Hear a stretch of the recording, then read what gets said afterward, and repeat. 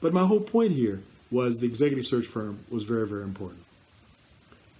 I served on several boards during my career, and I just stepped down a couple of years ago after serving 23 years on the board of Colgate-Palmolive.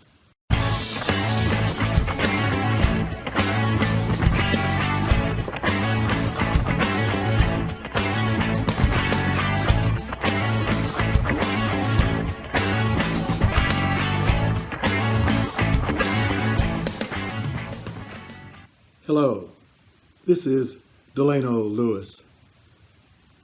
I've been chatting with you over the last few times about executive search firms.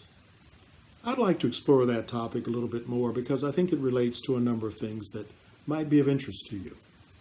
I mentioned to you that I was called by an executive search firm, Isaacson and Miller,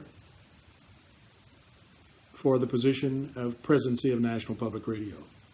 That call came from Arnie Miller, one of the principals of the firm.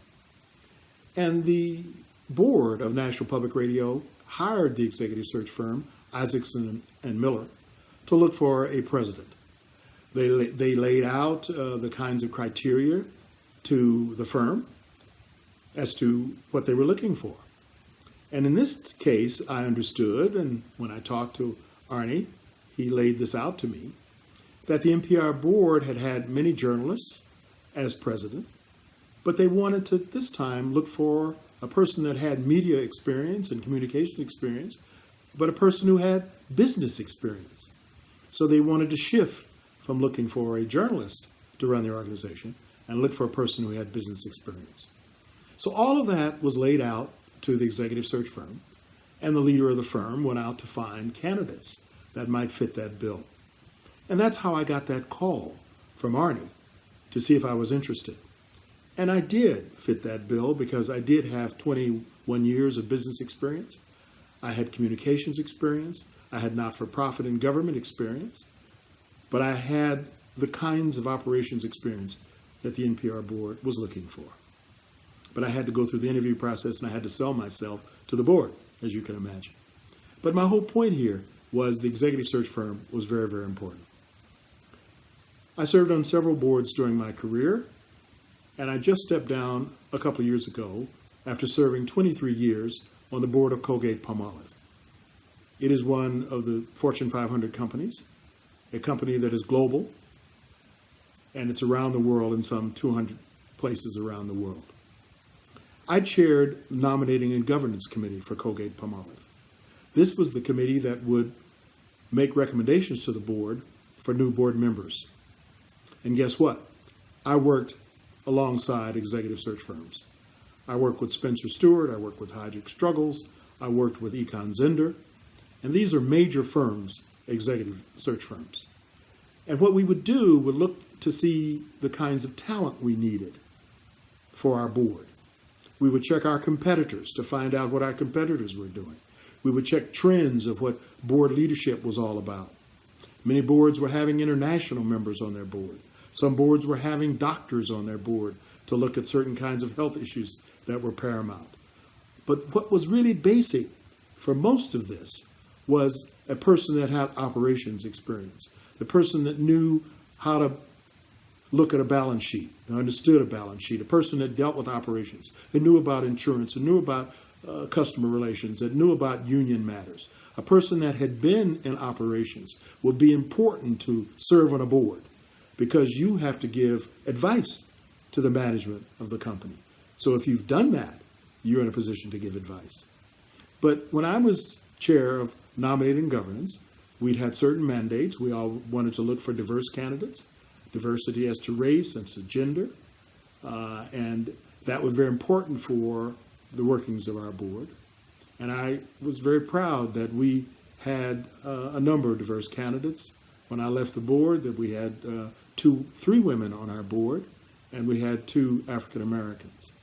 So we did have some diversity on our board, which I think was very important to our decision making. But executive search firms and what they do are very, very important. And I worked with them over time through not only that corporation, but many more. Let me give you another sense about what happens, because many of you may be interested in board membership. Many of you may be interested, how do you get on corporate boards? What does it take? And let me tell you, it takes a number of things. It's not easy. One of them I've already given you. You must have operational experience. You must have run a company. You must have had some sense of how to manage or lead a company. That's very, very important. You must know how you can add value because you're going to be dealing with oversight of the company in which you serve. Let me give you my first experience. My first experience was an interesting one, which involved networks, involved connections. The first board that I was on was GEICO. And many of you may not know that GEICO stands for Government Employees Insurance Company. So it started as an insurance company for government employees based in Bethesda, Maryland.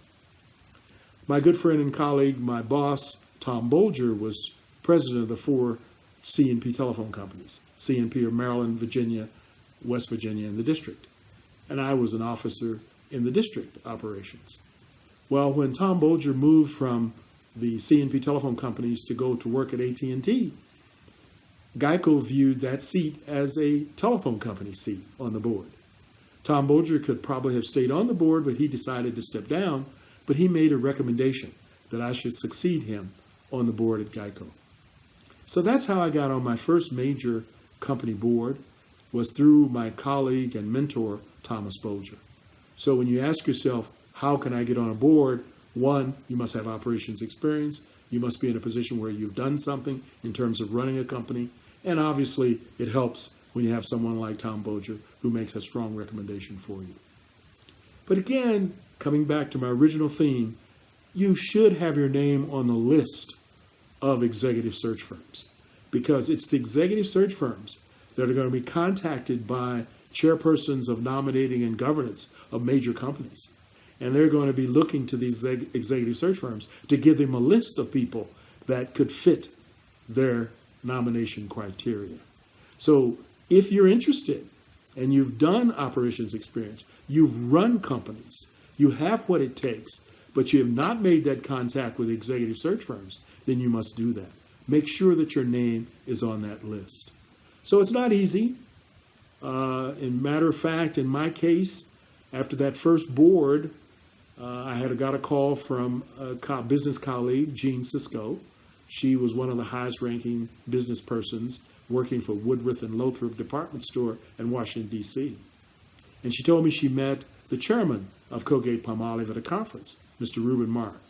And she recommended my name to Reuben as a good board member. Well, at that time, I was only an assistant vice president. And my name did not surface to the top at Colgate. I found out later, until I reached a certain level. So when I became an officer of C&P Telephone, that became Bell Atlantic, and I became a vice president, that then put me on a level to compete for a board position at Colgate-Palmolive. And I was asked by Reuben Marr to join the board some months later. So there's a combination of things to join a corporate board. I think the most important one is have operational experience. The second, you may have some of the diverse qualities that the board may be looking for. Third, you may have network connections that would be very helpful with the people that you know. And finally, you should be at a level that is on the level of the people that they're looking for. So we'll talk more about corporate boards. We'll talk more about how you could use your position you're in to advance yourself. But I also wanted to leave with you this idea of how important executive search firms are to your success and possible to your promotion and possibly to a board membership. Till next time, Godspeed.